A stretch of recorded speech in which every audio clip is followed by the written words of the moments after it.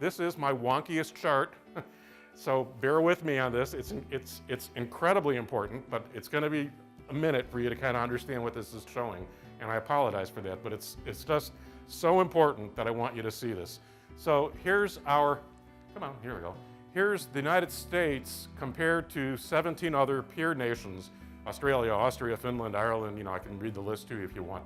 Compared to 17 other peer nations, our mortality rate, or I think of it as our remaining life expectancy, by age. So you know that our life expectancy here is 2 or 3 years shorter than almost any other modern nation. Despite the fact that we pay double what they spend, our life expectancies are 2 or 3 years shorter. So the first part of this chart won't surprise you. Here we are. There's a 4-year-old American compared to 4-year-olds elsewhere in the modern world. There's me. There's a 64-year-old American as compared to 64-year-olds elsewhere in the world. And then there's my mother-in-law. There's an 88-year-old American, I believe she is, compared to 88-year-olds elsewhere in the modern world. So you know we're going to be the lowest part of this chart because we're frankly the worst at this. So there we are. There's men and women in the United States scoring the worst in terms of life expectancy or mortality rate compared to 17 other nations. That you knew. You didn't need me here for that. Here's what I'll bet you didn't know, this.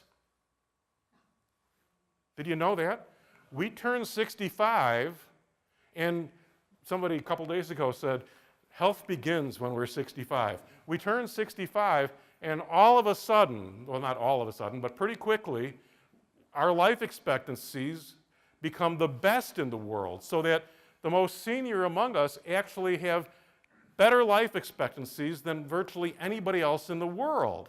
Isn't that extraordinary? So that says to me a couple of important things. First, it says we have many of the world's best doctors, hospitals, nurses, all of that stuff. You can't be the best in the world at healthcare without the best healthcare in the world. We obviously do, or this couldn't happen.